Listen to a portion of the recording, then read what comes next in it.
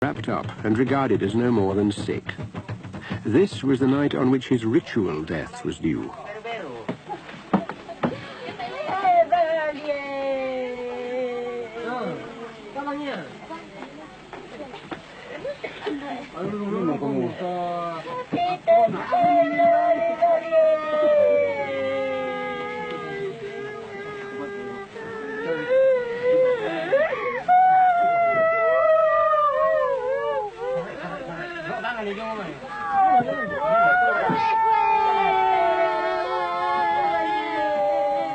In our lives, we're admired for holding back grief.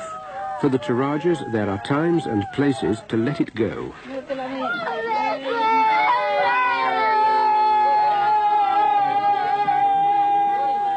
I learnt something good from Tato here about the Toraja way of dying. The relatives gather and stretch out their legs, and the one who is dying lies across them, gripped by the arms of those alongside him and supported by the whole of the family.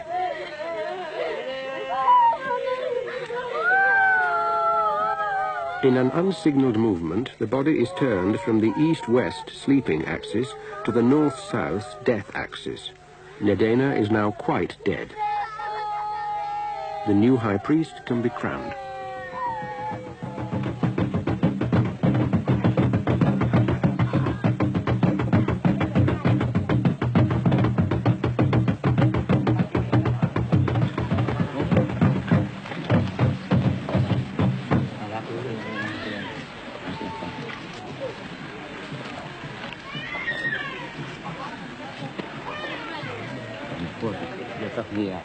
I was puzzled by the ritual.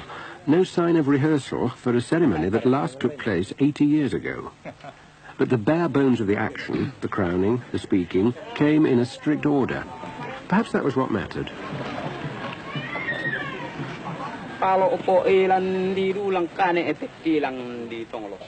Tato's new title is Tomenani, the one who sings.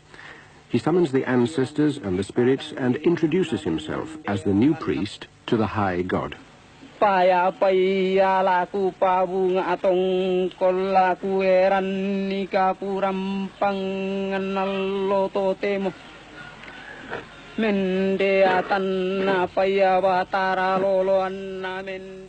It struck me, comparing the Torajas with, say, the Christians, that the Christian god is assumed to be all-knowing, whereas the Toraja divinities seem inattentive.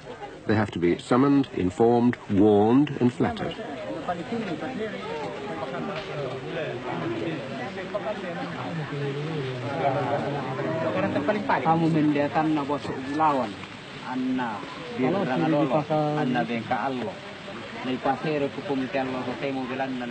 Tato tells the buffalo why she's going to die. She has to accompany the dead man's soul on its journey to the land of the souls.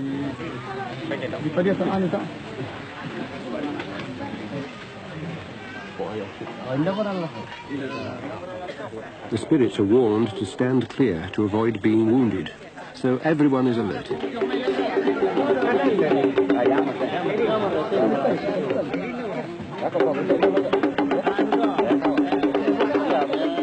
If you don't want to watch, look away now. It'll all be over when I speak again.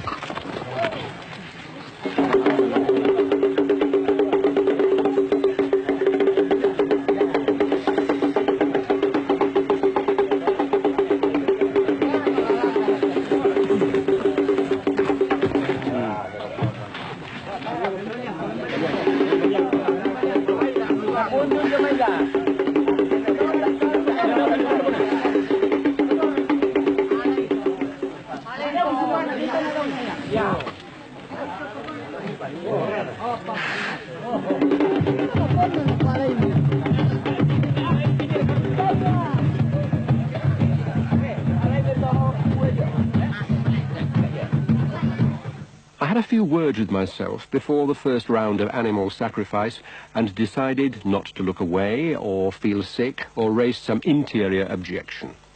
After all, I was a guest and would soon be offered a hunk of meat to take home on a meat hook, so the least I could do was take an interest. The whole of this interior monologue would surely strike a Toraja as insane. If you eat meat, you have to kill it. If God provides meat, you have to thank him. If you eat your meat on some very special day, you tell the animal beforehand where he's going and why, and you do it in the open.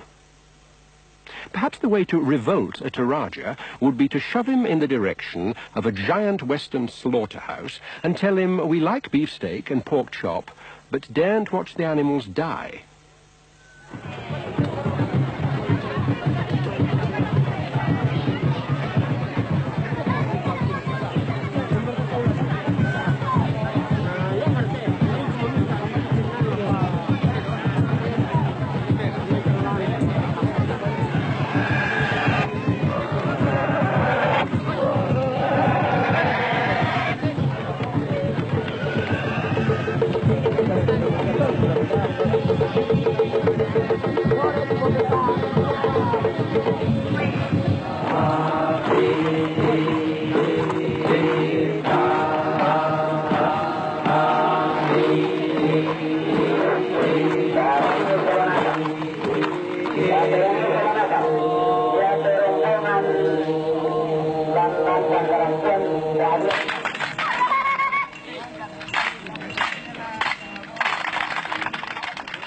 The festivities went on for 5 days. No funeral in living memory had been quite like it. Nobody could turn up wearing black. If they had any choice in the matter, they should wear yellow, for the high priest presides at the great rice rituals, and even his death should be lively.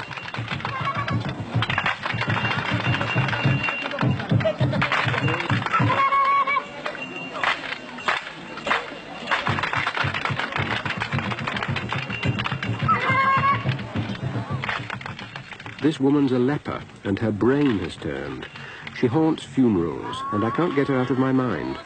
In a tidier society, she would be out of sight.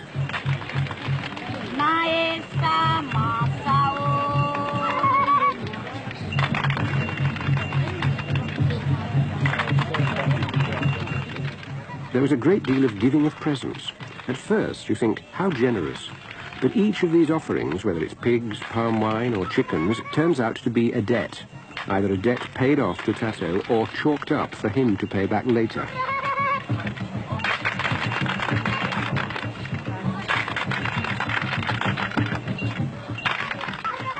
I asked Eric what happens if a person doesn't pay his debts. I think it'd pretty much be opting out of the social relations in the village community. As well as 10 water buffalo, Tato accepted 40 pigs. 40 pigs, 10 water buffalo is a lot, isn't it? Right, and that's just, in terms of pigs, I mean, absolutely minimal. Now, doesn't that put him in a terrible position if he's got to pay back to the people? Those pigs, those water buffalo. Isn't he bankrupt? Jadi kitanya tidak dianggap sedikit sukar karena walaupun saudara Tato masih muda, sudah kena hutang banyak. Iya, ya. Dianggap berat atau bagaimana? Berat sebenarnya.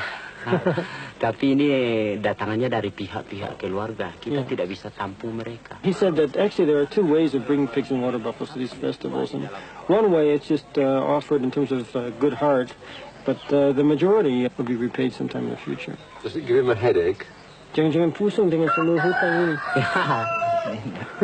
Itu kan kita harapkan dari... It doesn't really give me a headache because here's what we hope. We hope that the soul of his father, Nedena, maybe in the future can come back and help us out.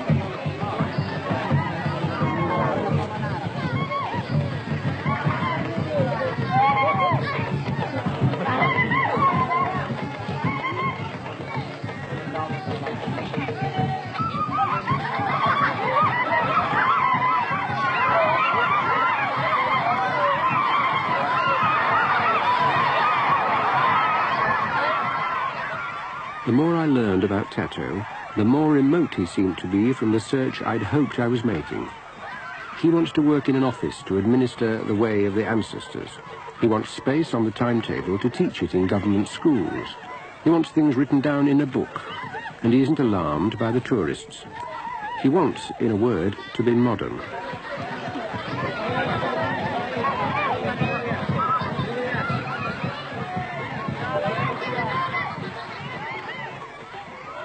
Nedena's farewell to his home was a meal laid out on the coffin lid to give his soul strength for its journey.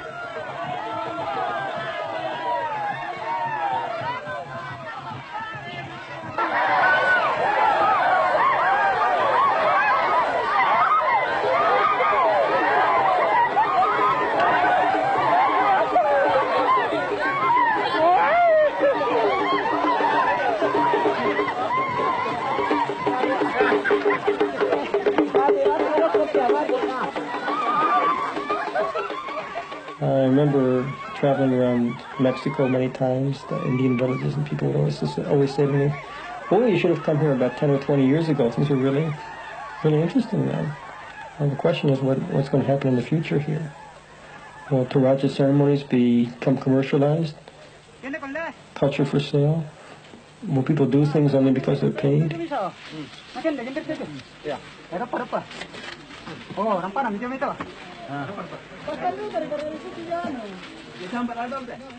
What seems to be worrying Eric is the very thing that many Torajas would think of as progress.